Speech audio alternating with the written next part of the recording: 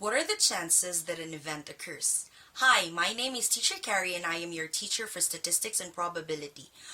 We are going to discuss random variables and probability distribution. This is chapter 1 of a series of lessons for grade 11 Statistics and Probability class. Content standards. The learner demonstrates understanding of key concepts of random variables and probability distribution. Performance standards. The learner is able to apply an appropriate random variable for a given real-life problem, like games of chance and decision-making.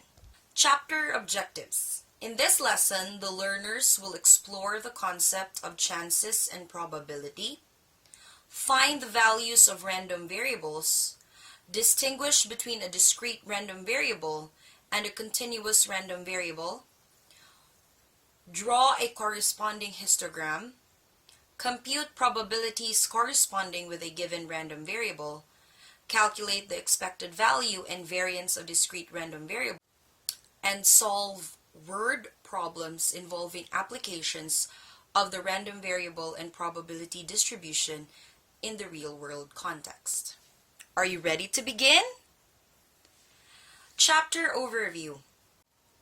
In algebra, we learned about different variables like x, y, and z, and other letters from the alphabet to represent an unknown number. These variables can take on different values, and we then performed operations on these unknown variables. Some examples of variables include x, which is the number of text messages you receive every day for a period of 1 week, or y, which is the time spent studying every day. We use letters from the alphabet to represent variable with an unknown value. In probability, we also encounter variables to represent the outcome of a statistical experiment and refer to them as random variables. We normally use the capital letters like x, y, and z to denote a random variable which can take on different values depending on the situation or the experiment involved. Each value of the random variable is determined by chance alone and thus has a probability of occurrence associated with it. This chapter introduces the concept of random variables and their associated probability distribution, which is either discrete or continuous. Random variables are used when we are only interested in knowing from a particular outcome the number of possible occurrences. Since we deal with processes that are uncertain, it is easier if we assign numbers to these outcomes as our way of measuring its chances of occurrence. In real life, young and adults alike have to make decisions in every situation, and many business people, statisticians, researchers, and students make decisions in the face of uncertainty. By assigning probabilities to these outcomes and evaluating the results, they can be more confident in their decisions. For example, a student can estimate the probability that he will pass all his enrolled subjects. A businessman can assign probabilities of success in expanding his business in other areas. After assigning probabilities, we can then compute the mean and the standard deviation of expected values and make decisions based on these results. A businessman can plan ahead and provide contingencies to prepare for future problems and expenses. A student can maximize his schedule and still have time for extracurricular activities. Bridging learning opportunity. This activity will provide you the opportunity to use what you previously learned in your statistics and probability topics in the K-10 mathematics curriculum in order to explore the probability distribution of a random variable. In your elementary grades, you learned doing simple data representations such as making tables and histograms. In grade 7, you learned to calculate the mean, variance, and standard deviation of a given set of values. And finally, in grades 8 through 10, you learned experimental and theoretical probability.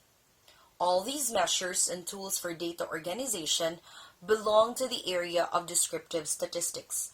There are only two main areas of statistics as a field of study or science in itself, namely 1. Descriptive statistics, and 2. Inferential statistics. Understanding the probability distribution of random variables will guide and help you in the next few chapters and in understanding the area of inferential statistics. We can explore probability in the real world. Every day, we come across and encounter the idea of chance. What is my chance of catching a rare Pokemon if I go to Ayala Mall tomorrow? Or, is it likely that on my way home, I will not be caught up in traffic? Is there a chance that I will win the lottery? We talk about chances because we are not certain what will happen. But some events have greater chances of occurring than others. Knowledge of these chances aid us in making decisions, like bringing an umbrella if there is a great chance of raining today. In mathematics, the everyday language of chance is termed as probability. In this chapter, we will have 5 sub-lessons. 1. A first look at random variables. 2. Types of random variables. 3. Probability distribution of discrete random variables. 4. Mean and variance of a discrete random variable. And lastly, applications of random variable in real world. Are you ready? Let's begin with the first subtopic. Recall the following terms: experiment, sample space, event, and sample point. Experiment is any activity or procedure which generates a set of data. A sample space is a collection of all possible outcomes in a given experiment and is denoted by the symbol capital letter S. Event is a subset of the sample space, and a sample point is each outcome of a sample space. Now that we have recalled those terms, let us look at example 1.1, coin tossing game. In the coin tossing game, what is the chance that in the first toss of a coin, we get a head? This activity involves determining the possibility of obtaining either a head or a tail. This gives us the sample space S, which is equal to elements HT, by letting H be the head and T the tail. So if we let set X be the number of heads, then X can assume the values 0, which is obtaining a tail, and 1, which is obtaining a head. That is, sample point T has the corresponding X value of 0, and sample point H having a corresponding X value of 1.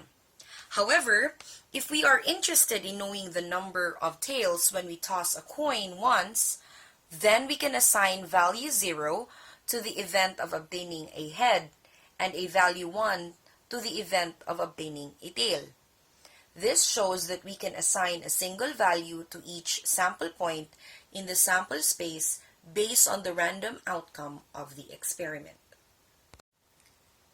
We can also construct a tree diagram where every branch will give us the chance of obtaining a tail or head. If we take the case of tossing a coin twice, the tree diagram will look like the one below.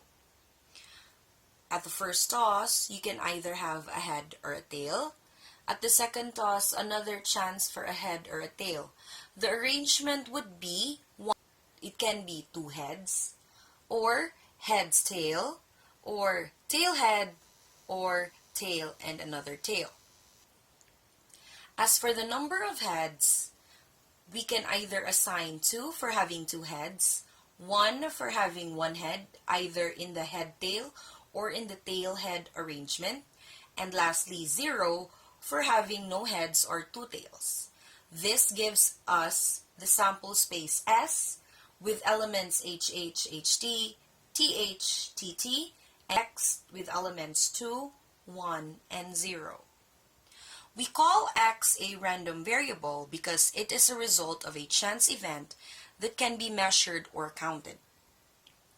This is called random variable since its value depends on the outcome of the experiment, which cannot be known with certainty before the experiment is conducted. What do we know so far about random variables? We have known that it is a variable that takes a single value, a real number, subject to variations due to chance.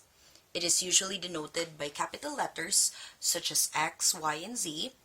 It is a general description of possible occurrences, and we are assigning numbers, and a particular value of random variable is denoted by small letters like X, Y, and Z. Example 1.2. Examples of random variables.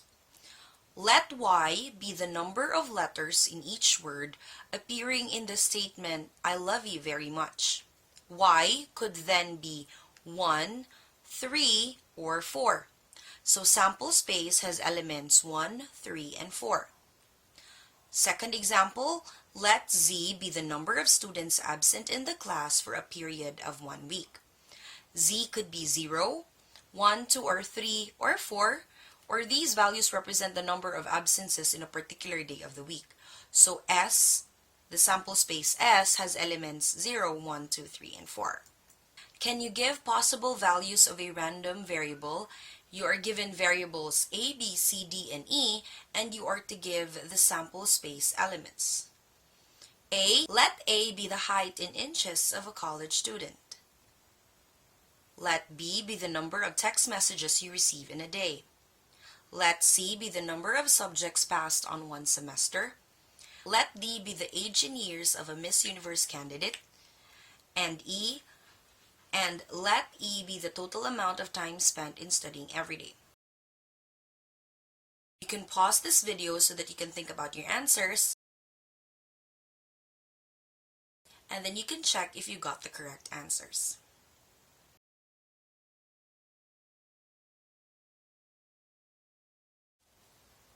Are you ready to check your answers? For variable A, your answers could vary from 68, 71, or the like. For variable B, it depends on how many text messages you receive in a day.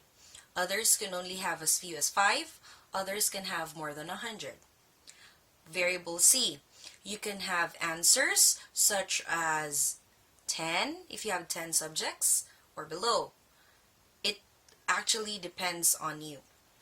Variable D, common ages of Miss Universe candidates ranges from 18, 20, 25. And a variable E, the total amount time of spent studying every day, could be as low as 30 minutes, 10 minutes, and as high as 4 to 5 hours a day. What are your answers? Do you think your answers are possible values of random variables?